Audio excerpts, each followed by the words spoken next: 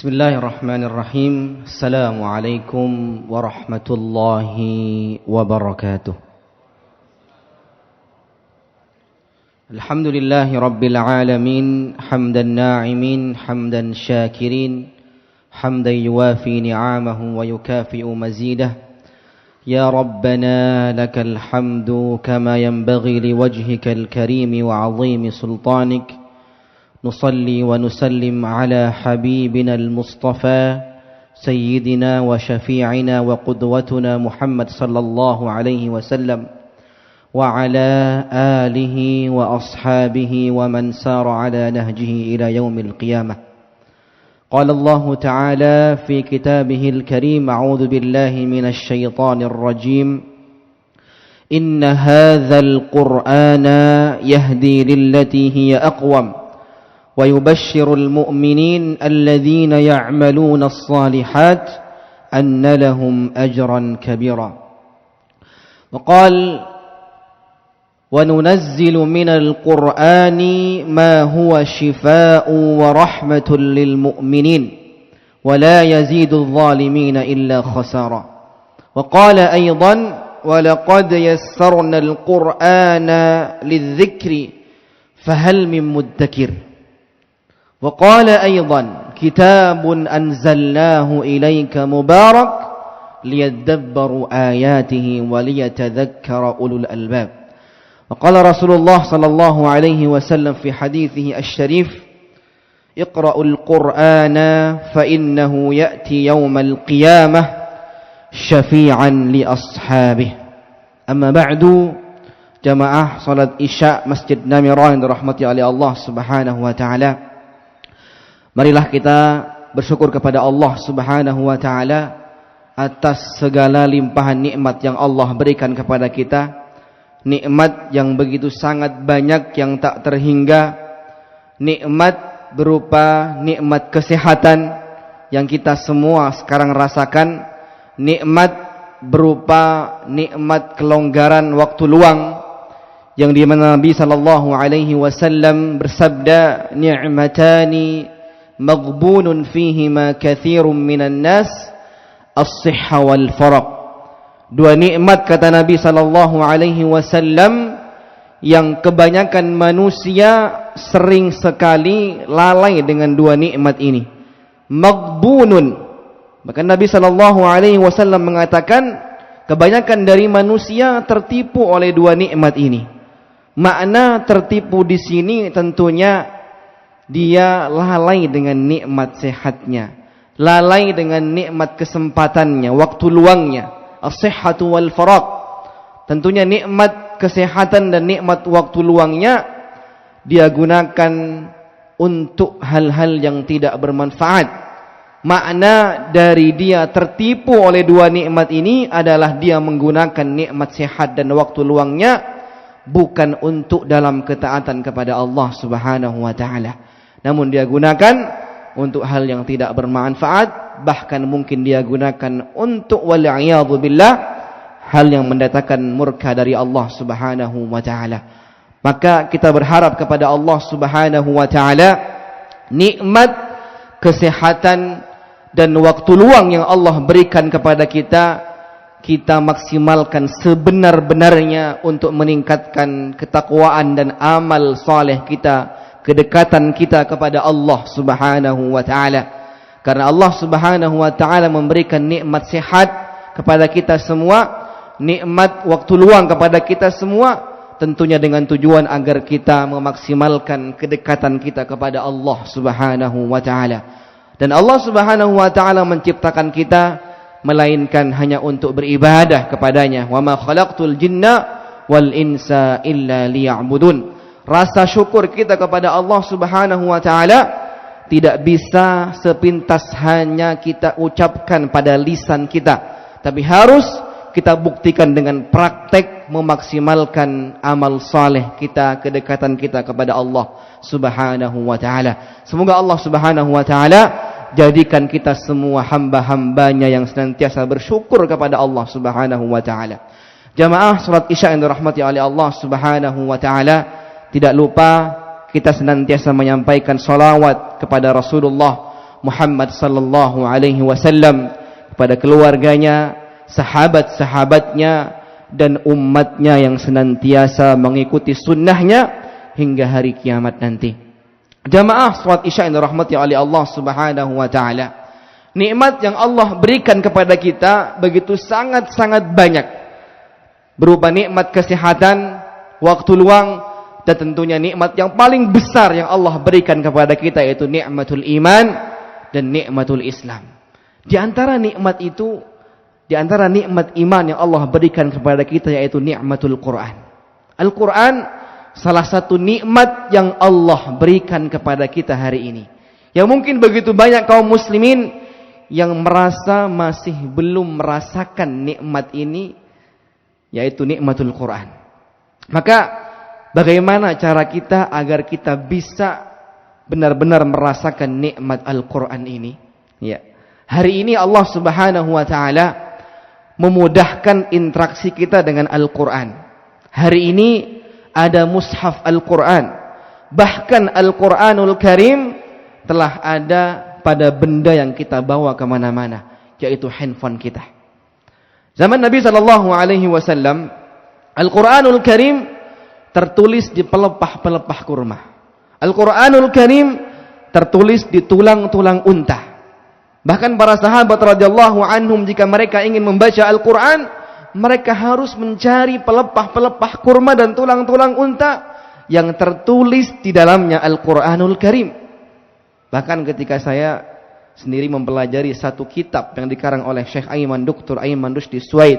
Beliau mengarang satu kitab tentang tajwid al-musawwar, tentang ilmu tajwid. Di awal kitab tersebut digambar, ya, ada gambar asli tulisan para sahabat radhiyallahu anhum, ya, tulisan Al-Quran yang tertulis di pelepah kurma dan tertulis di tulang-tulang unta, tanpa titik, tanpa harokat, ya.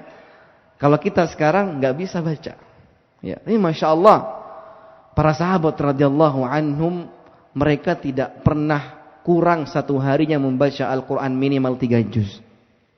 Salah satu hadis Nabi Sallallahu Alaihi Wasallam, Nabi Sallallahu Alaihi Wasallam bersabda, "Iqra'ul Quran fi syahrin khatman." Ya, Nabi Sallallahu Alaihi Wasallam bersabda kepada para sahabat radhiyallahu anhum, bacalah Al-Quranul Karim dalam 1 bulan 1 kali khatam Al-Quran. Maknanya, kalau kita membaca Al-Quran 1 bulannya 1 kali khatam, berarti kalau kita bagi 1 juz 1 harinya. Namun apa jawaban para sahabat radhiyallahu anhu? Ya Rasulullah, bagi kami 1 bulan 1 kali khatam itu sangat gampang ya Rasulullah, sangat mudah bagi kami. Apakah bisa ditambah waktunya atau dikurangi waktunya atau dipercepat waktunya? Maksudnya apa? Bisakah kami mengkhatamkan Al-Quran lebih cepat daripada 1 bulan? Para sahabat radhiyallahu anhu meminta lebih cepat. Apa kata Nabi sallallahu alaihi wasallam? Dalam satu riwayat dijelaskan, Nabi sallallahu alaihi wasallam mengatakan, maka bacalah Al-Quran 20 hari. Ternyata para sahabat radhiyallahu anhum belum puas dengan jawaban Rasulullah sallallahu alaihi wasallam. Dan para sahabat radhiyallahu anhum ketika mereka minta kepada Nabi sallallahu alaihi wasallam, mereka pasti melakukan dan istiqomah. Para sahabat radhiyallahu anhum. Mungkin kalau generasi di akhir zaman seperti kita ini, ya bisa istiqomah, tapi mungkin 1 hari 2 hari, Pak. Ya. Kadang istiqomah itu berat. Tapi para sahabat radhiyallahu anhum mereka melakukan dan pasti istiqomah. Para sahabat radhiyallahu anhum. Mereka minta, "Ya Rasulullah, apakah bisa kami mengkhatamkan Al-Quran lebih cepat lagi daripada 20 hari?" Ya, Rasulullah SAW mengatakan, kalau begitu khatamkanlah Al-Quran dalam waktu 10 hari. Ternyata sahabat radhiyallahu anhum belum puas lagi. "Ya Rasulullah, 10 hari pun bagi kami masih sangat lama. Berikan kami waktu yang lebih cepat ya Rasulullah. Bisakah kami mengkhatamkan Al-Quran kurang daripada itu?" Ternyata para sahabat masih minta lagi. Dan Rasulullah mengatakan, kalau begitu khatamkanlah Al-Quran usbu', 7 hari. Ya, Masya Allah, kan kalau orang hafal Quran, Pak, kita hafal Quran dan kita terbiasa mengkhatamkan Al-Quran murojaah 1 minggu 1 kali khatam, maka layansa, enggak bakal lupa tuh hafalan.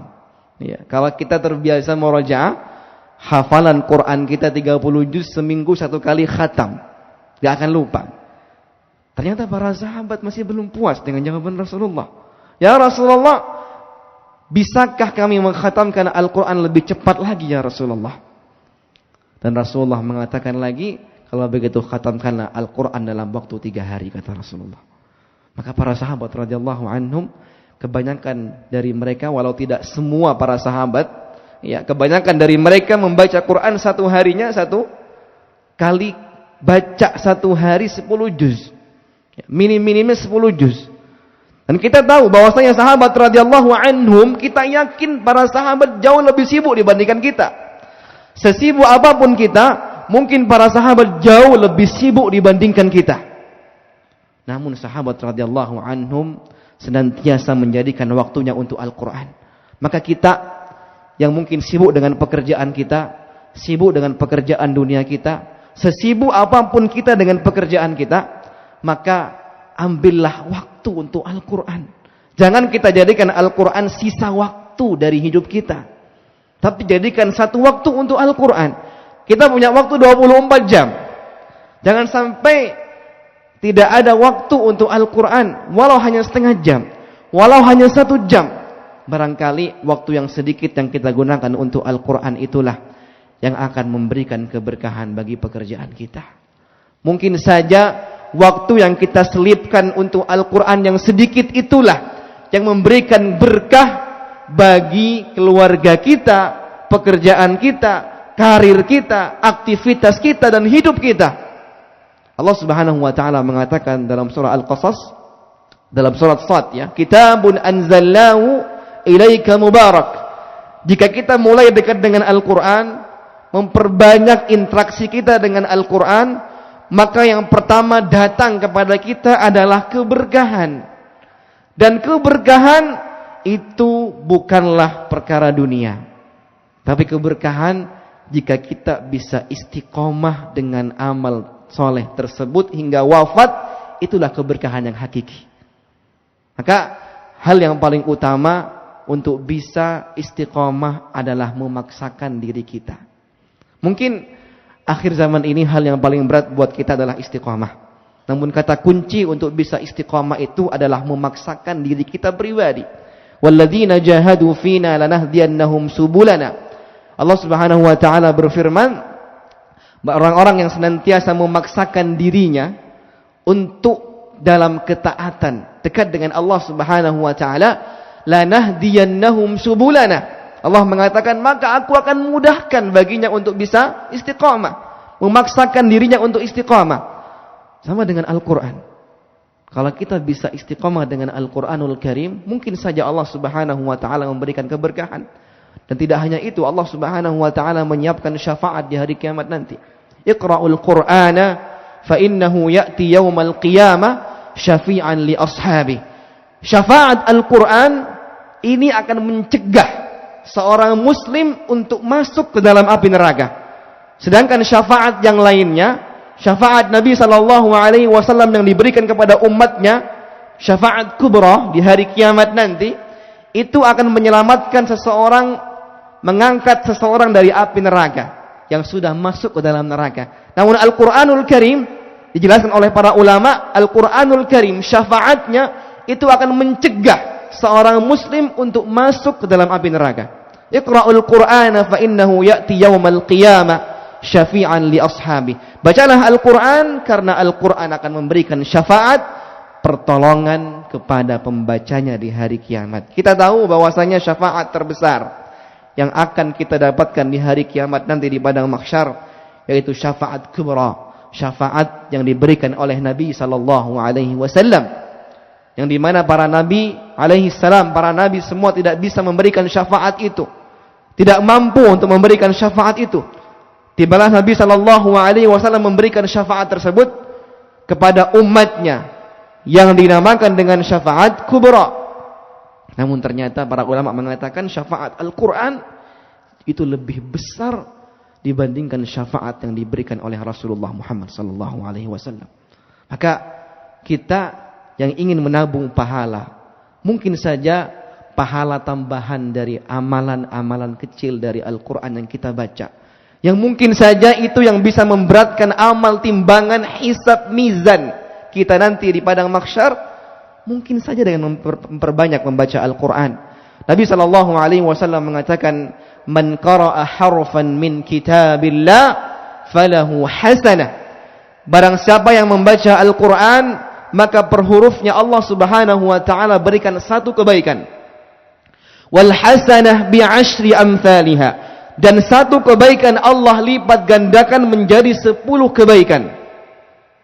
Pahala itu gaib, tidak bisa kita lihat. Banyak di antara kaum muslimin yang mungkin malas dengan membaca Al-Quran, mungkin karena tidak melihat itu pahala. Namun pahala Allah Subhanahu wa taala siapkan di akhirat nanti.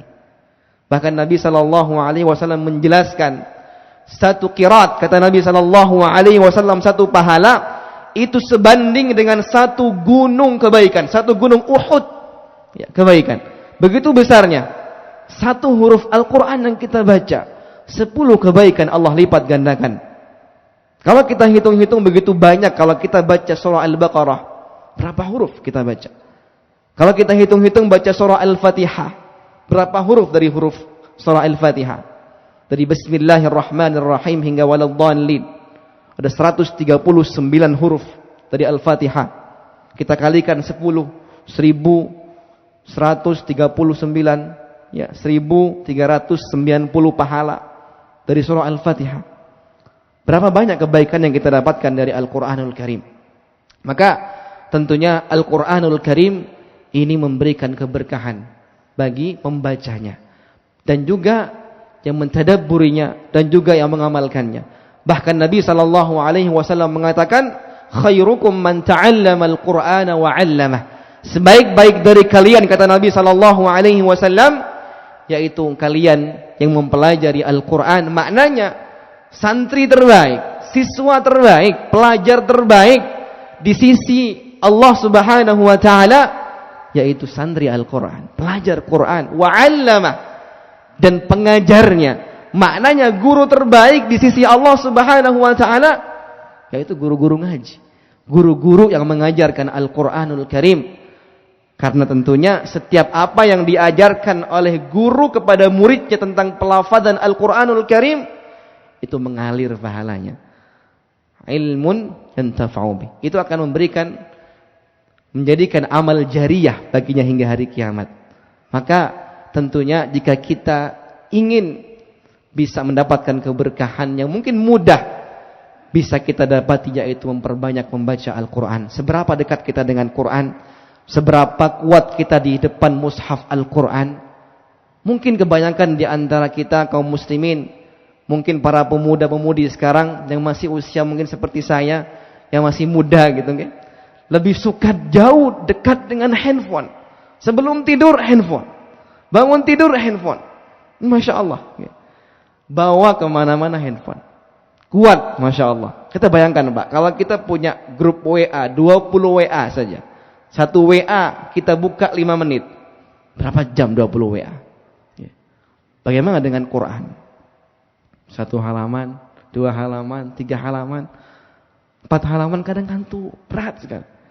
Bisakah kita di hadapan mushaf Al-Quran kita sekuat kita di hadapan handphone kita?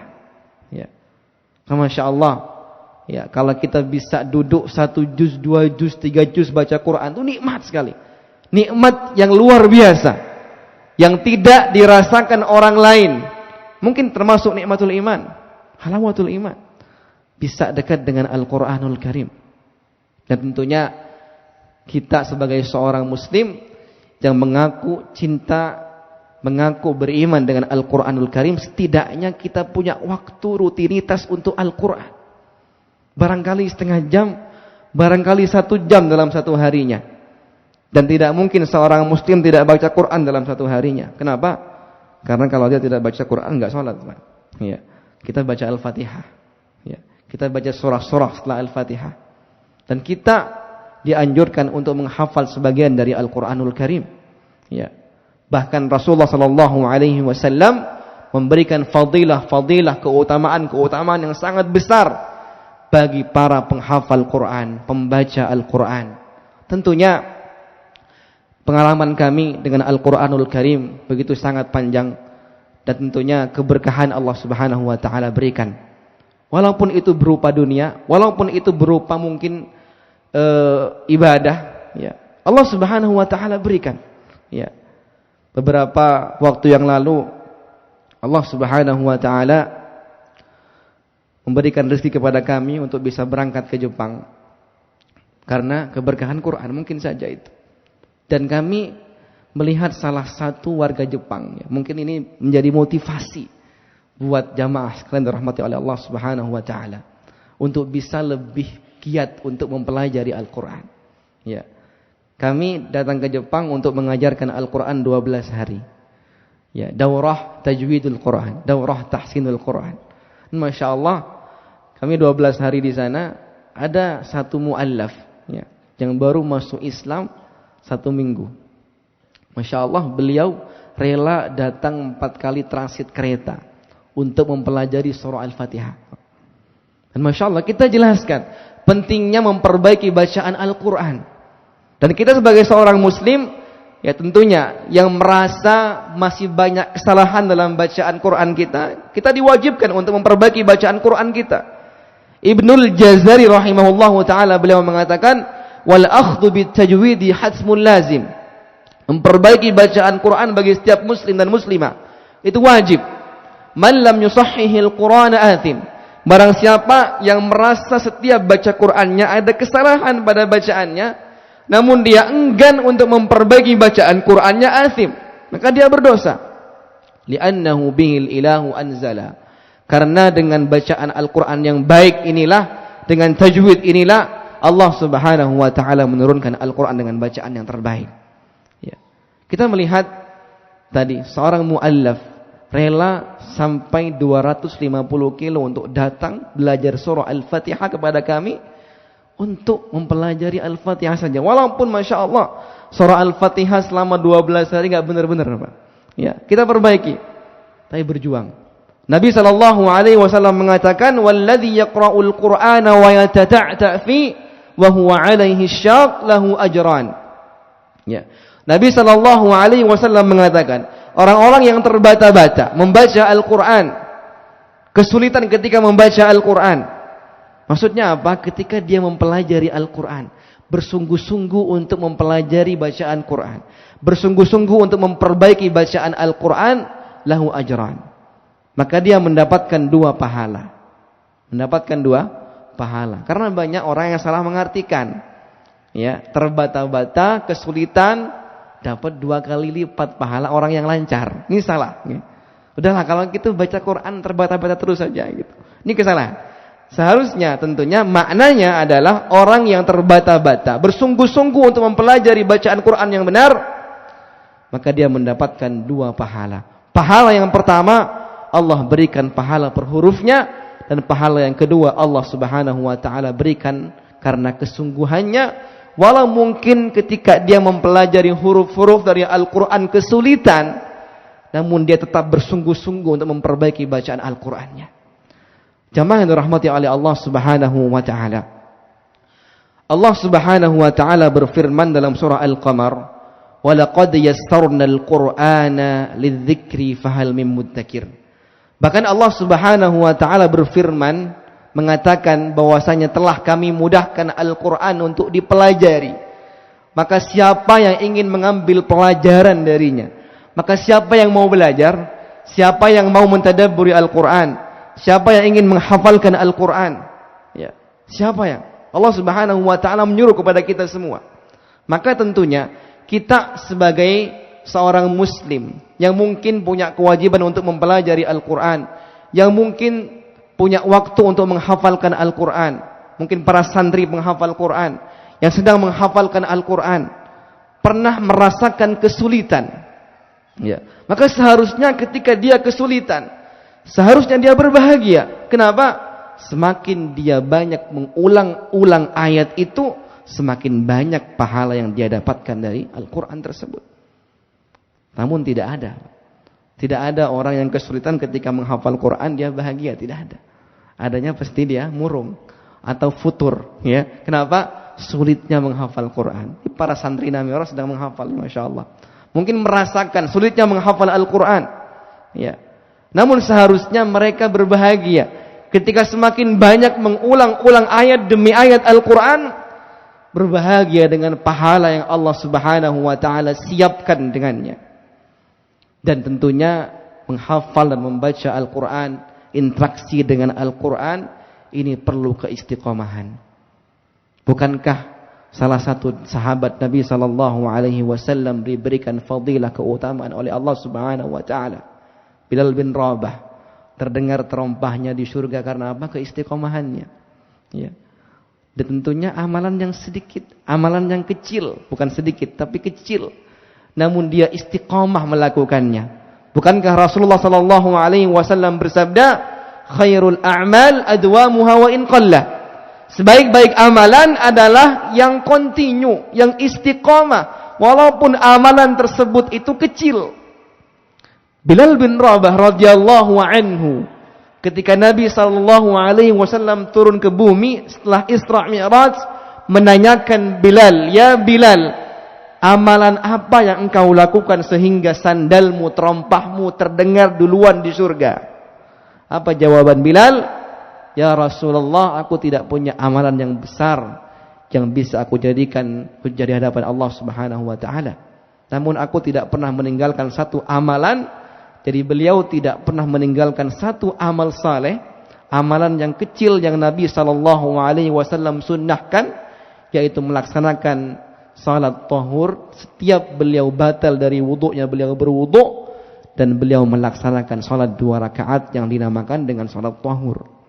Bahkan dalam riwayat lain disebutkan, tidak hanya ketika beliau batal dari wudunya, tapi setiap beliau kering dari wudunya, beliau berwudu lagi dan melaksanakan salat 2 rakaat. Kira-kira berapa rakaat beliau salat dalam satu harinya?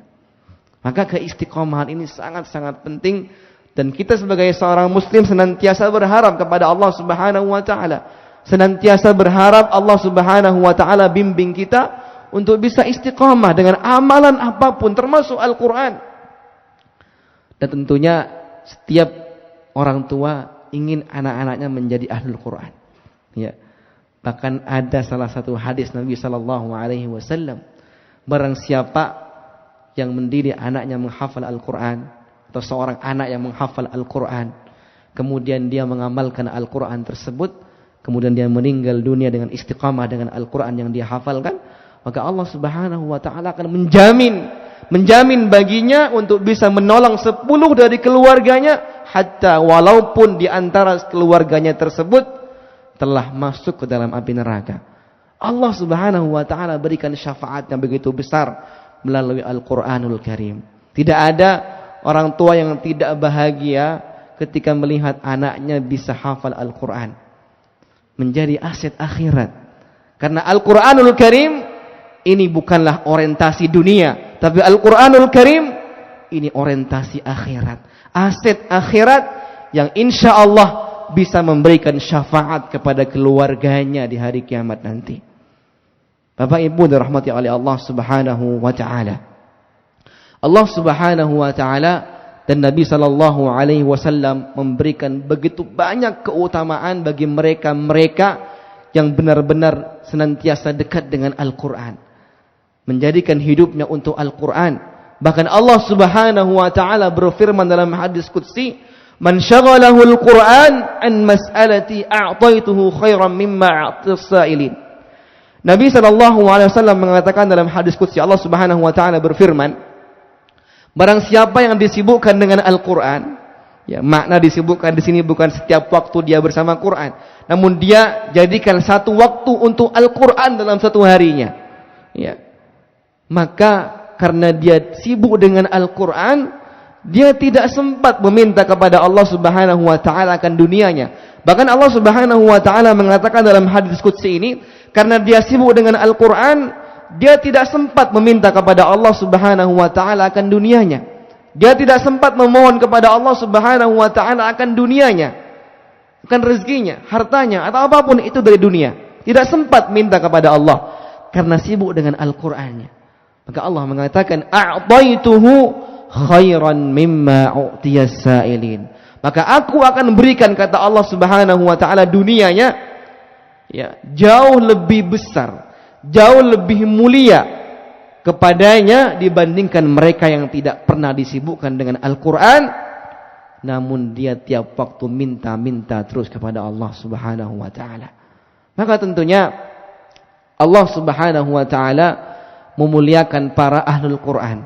Bahkan Allah Subhanahu wa taala mengatakan melalui hadis Nabi sallallahu alaihi wasallam, ahlul Quran hum ahlullahi wa khassatuh. Ahlul Quran, hamalatul Quran adalah keluarga Allah Subhanahu wa taala, wa khassatuh.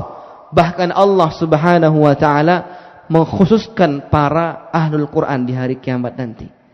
Jamaah yang dirahmati oleh Allah Subhanahu wa taala.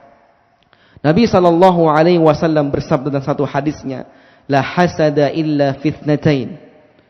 Kita semua dilarang oleh Nabi sallallahu alaihi wasallam untuk dengki, untuk iri, illa fitnatain, kecuali kepada dua orang, kata Nabi sallallahu alaihi wasallam.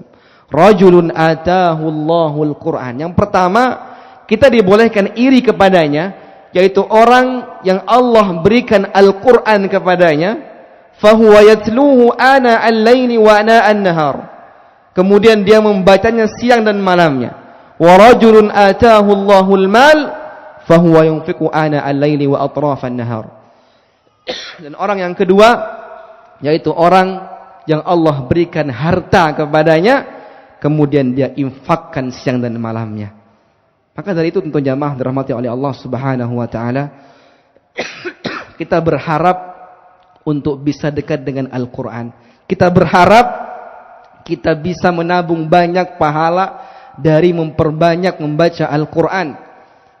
Kita melihat para Nabi sallallahu alaihi wasallam, ya, Nabi sallallahu alaihi wasallam, beliau begitu sangat kuat qiyamul lail, membaca Al-Quran, membaca Al-Baqarah, membaca Al-Imran, surah An-Nisa.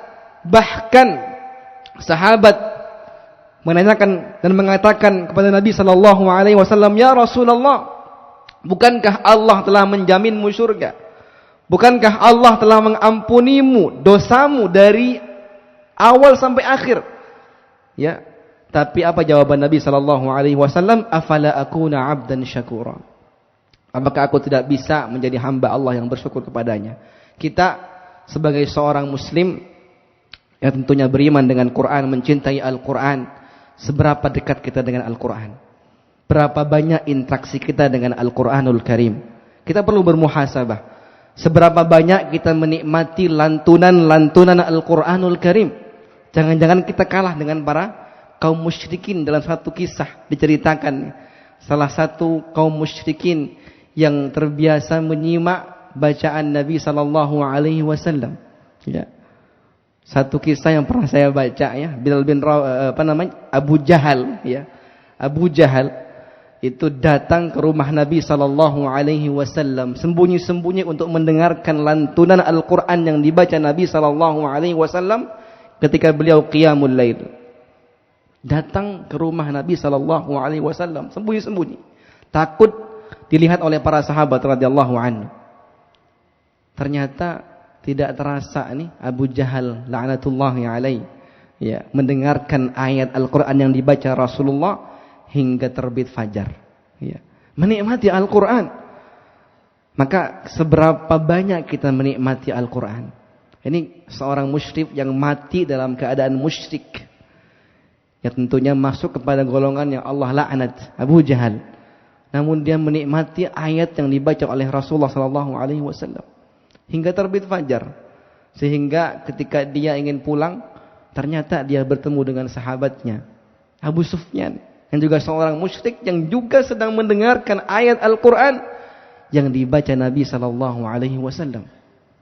Ketika mereka berdua ingin berputar meninggalkan rumah Nabi, ternyata bertemu lagi dengan salah satu sahabatnya, yaitu Akhnas, ya, seorang musyrik yang juga kawan dari Abu Jahal, sedang mendengarkan lantunan Al-Quran yang dibaca oleh Nabi sallallahu alaihi wasallam. Mereka berjanji bertiga, besok jangan sampai ketahuan di sini lagi. Apa yang terjadi? Hari kedua mereka mendengarkan lagi. Sampai hari yang ketiga. Ternyata Allah Subhanahu wa taala memberikan hidayah kepada keduanya untuk masuk Islam. Namun Allah menutup hati Abu Jahal untuk masuk Islam. Berapa banyak para sahabat radhiyallahu anhum yang mereka masuk Islam karena Al-Qur'an. Umar bin Khattab masuk Islam karena Al-Qur'an. Masya Allah, Allah muliakan Al-Qur'an. Asrafu ummati hamalatul Qur'an wa ashabul lail. Semulia-mulia umatku, kata Nabi sallallahu alaihi wasallam, adalah ahlul Qur'an. Maka tentunya apapun halnya jika dia tersentuh dengan Quran menjadi mulia. Ramadan, bulan yang paling mulia di antara bulan-bulan Hijriah yang lain yang menjadi bulan yang paling mulia karena Al-Quran turun padanya. Kota Mekah dan Madinah menjadi kota yang paling mulia karena Al-Quran turun padanya. Rasulullah sallallahu alaihi wasallam makhluk yang paling mulia. Bukan hanya manusia yang paling mulia, tapi makhluk yang paling mulia. Karena Al-Quran turun kepada beliau. Bagaimana dengan kita yang menjadi ahlul Quran, khadimul Quran, hafizul Quran, hamilul Quran? Kita berharap minim-minimnya kita menjadi khadimul Quran, pelayan-pelayan para ahlul Quran, pelayan-pelayan para penghafal Quran, yang mungkin itu akan kecipratan pahalanya. Atau mungkin menjadi Abul Huffaz, atau mungkin menjadi bapak ibunya penghafal Quran, yang bapak ibunya akan diberikan mahkota tajul Quran, mahkota yang di akhirat nanti Allah berikan, siapkan khusus kepada kedua orang tua penghafal Quran. Dalam satu hadis sahih diriwayatkan, kedua orang tua penghafal Quran di akhirat nanti dia akan menanyakan kepada Allah Subhanahu wa ta'ala ketika Allah tiba-tiba memberikan mahkota yang begitu terangnya. Bahkan dijelaskan mahkota itu lebih terang daripada cahaya matahari. Maka kedua orang tua tersebut bertanya kepada Allah, "Ya Allah, lantas apa engkau berikan mahkota yang begitu mulia ini?" Tajul karamah. Tajul karamah. Mahkota yang mulia. Yang dimana di surga diberikan kepada khusus kedua orang tua penghafal Quran. Dia bertanya kepada Allah Subhanahu wa ta'ala, sebab apa engkau berikan mahkota ini? Allah mengatakan, karena anakmu yang telah menghafalkan dan mengamalkan Al-Quranul Karim. Bapak Ibu yang dirahmati oleh Allah Subhanahu wa ta'ala, saya ingin sedikit cerita pengalaman saya pribadi, kami pribadi ketika menghafalkan Al-Quran.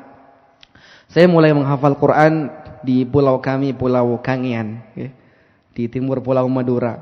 Masya Allah, saat itu di sana sangat langka menghafal Quran. Bahkan ketika kami mulai menghafal Quran, ya ikhwah, saudara kami di sana mengatakan, ngapain ngapal Quran? Ada mushaf kok dihafal, gitu. Ini Masya Allah, orang seperti itu ujian ya. Jadi ujian bagi kami yang buka halakoh pertama ketika itu di Kangean. Ya, ngapain ngapal Quran? Ada mushaf kok dihafal, gitu. Tapi alhamdulillah kami bisa istiqomah. Dan ketika itu saya sendiri tidak ada pembimbing langsung untuk bisa menghafal. Karena kami di pondok pesantren yang bukan tahfidzul Quran. Pondok pesantren bukan menghafal Quran. Pondok tarbiyah. Yang ikut dari 200 santri hanya 5-7 orang saja. Tahfidz. Seminggu cuma 2 kali setoran. Yang mahat tahfidz sekarang banyak sekali. Ya, sehari 2 kali setoran. Kami dulu 2 kali seminggu. Ya, ini Masya Allah, ustadznya datang seminggu 2 kali. Jadi kami kadang-kadang ya nabung hafalan, ya, 2 lembar 1 halaman setengah gitu. Ini Masya Allah, ketika itu motivasi dari kedua orang tua, ya, untuk bisa menghafal Quran. Dan tentunya sering sekali beliau-beliau memberikan motivasi dengan video-video para syekh, ya, yang mereka menjadi imam masjid, ya, untuk bisa membaca Al-Quran dengan bacaan yang terbaik.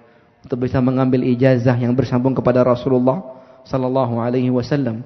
Ketika dia hafal Quran, setelah itu dia harus mengambil sanad Al-Quran 30 juz yang bacaannya bersambung kepada Rasulullah sallallahu alaihi wasallam. Sanad Hafiz an Asim yang bersambung kepada Rasulullah sallallahu alaihi wasallam. Saya teringat ketika awal saya menghafal, bapak saya mengatakan, "Nih, Ustaz Syahabuddin, ya, sanadnya ke Rasulullah. Kamu harus ngambil di sini." Ya. Beliau tunjuk. Saya doa aja, ya Allah, semoga gitu kan, Masya Allah.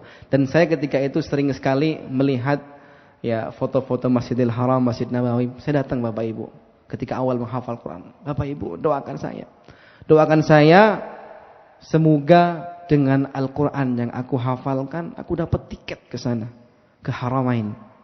Ternyata Allah Subhanahu wa taala kabulkan. Awal kami menghafal, kami hanya dibantu dengan murattal. Dan Masya Allah ketika awal saya menghafal, Pak, ya, saya belum bisa membaca Al-Quran dengan lancar. Ya. Jadi dibantu dengan murattal Syekh Sudais. Ya, kalau baca hafalan lancar, tapi suruh baca tengah-tengah enggak lancar. Ya. Menghafal 1 tahun 5 juz, setahun 5 juz. Ya. Lumayan 5 tahun khatam 30 juz.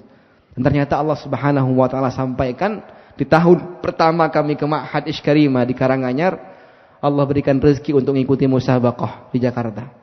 Dan hadiahnya umroh. Kesempatan saya bilang. Se-Indonesia ketika itu di Tangerang. Dan ternyata ketika itu kami mewakili 3 orang untuk lomba mahir bil Quran yang mendapatkan umroh. Ternyata di antara 3 orang 1 saja. Ya. Setelah kami lomba, perwakilan dari pondok kami mendapatkan yang pertama dan mendapatkan hadiah umroh, dan ternyata teman kami yang bisa umroh. Ketika selesai acara, ya, 1 di antara teman kami mendapatkan umrah. Datanglah salah satu syekh, ya, dari kedutaan Saudi dalam ruangan. Siapa yang mendapat umrah? Ya. Kami bilang ini teman kami. Ya. Yang 2-nya gimana? Enggak dapat, hanya 1 dari lembaga alamiah yang dapat umrah. Dan beliau mengatakan kalau gitu 2-duanya saya umrahkan juga. Masya Allah, akhirnya kami berangkat umrah ke Baitullahil Haram untuk yang pertama kalinya. Dan mungkin itu salah satu keberkahan yang Allah berikan kepada kami. Karena doa Bapak Ibu kami. Keberkahan yang Allah Subhanahu wa taala berikan kepada Ahlul Quran tiada batas. Bahkan Al-Quran ini keberkahannya tanpa batas. Ya, kalau kita ingin mendapatkan keberkahan dari Al-Quran, maka istiqomahlah. Minim-minimnya penghafal Quran itu akan dapat tempat di samping masjid, mungkin ada gitu.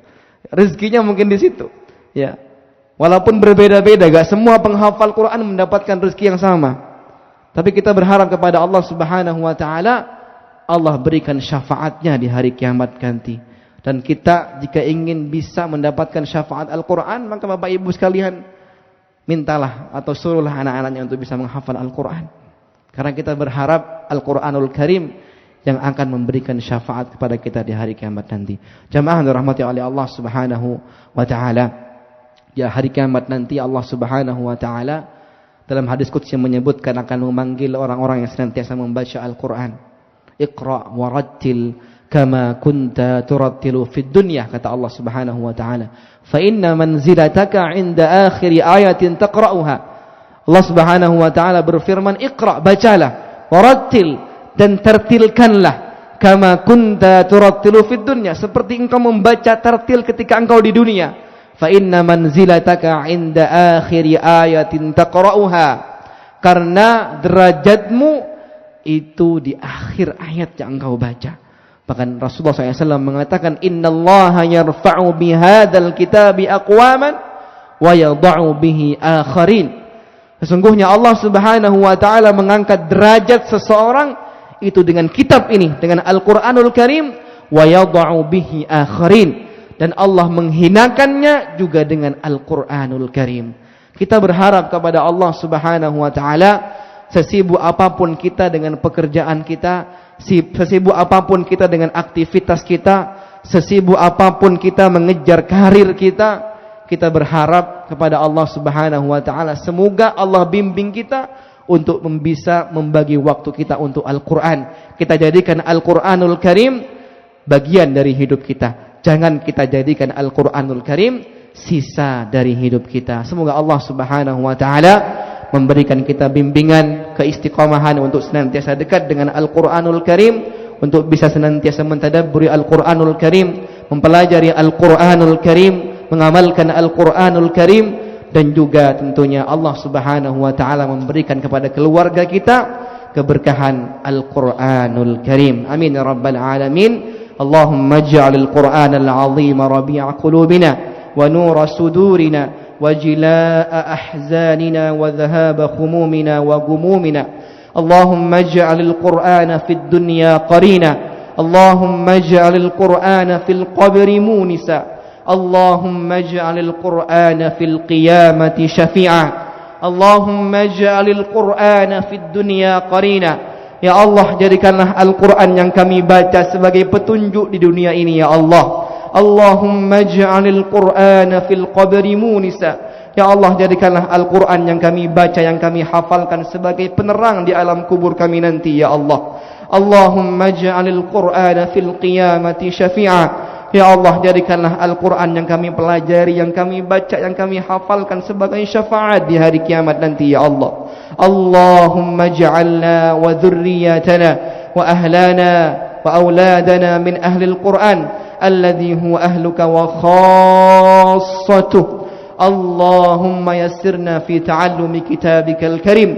Allahumma yassirna fi hifdhi kitabika al-karim. Allahumma aslih lana dinana alladhi huwa ismatu amrina wa aslih lana dunyana allati fiha ma'ashuna وأصلح لنا آخرتنا الذي إليها معادنا واجعل الحياة زيادة لنا في كل خير واجعل الموت راحة لنا من كل شر اللهم إنا نسألك سلامة في الدين وعافية في الجسد وزيادة في العلم وبركة في الرزق وتوبة قبل الموت ورحمة عند الموت اللهم هون علينا في سكرات الموت والنجاة من النار والعفو عند الحساب اللهم يا مقلب القلوب ثبت قلوبنا على دينك اللهم يا مصرف القلوب صرف قلوبنا على طاعتك اللهم تقبل منا صلاتنا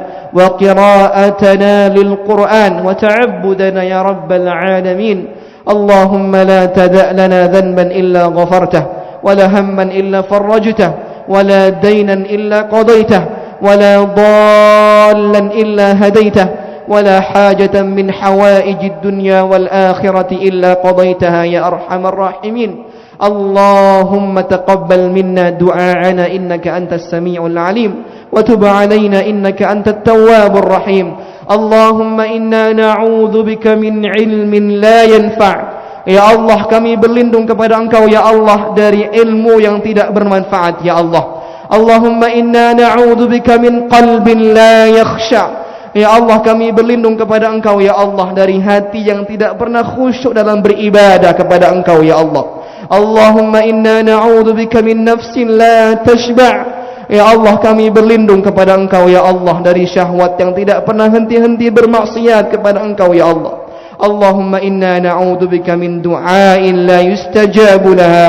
Dan kami berlindung ya Allah dari doa yang tidak Engkau kabulkan ya Allah. Rabbana hab lana min azwajina wa dhurriyyatina qurrata a'yun waj'alna lil muttaqina imama. Rabbana atina fid dunya hasanah wa fil akhirati hasanah وقنا عذاب النار وأدخلنا الجنة مع الأبرار يا عزيز يا غفار يا رب العالمين والحمد لله رب العالمين سبحانك اللهم وبحمدك أشهد أن لا إله إلا أنت أستغفرك وأتوب إليك السلام عليكم ورحمة الله وبركاته.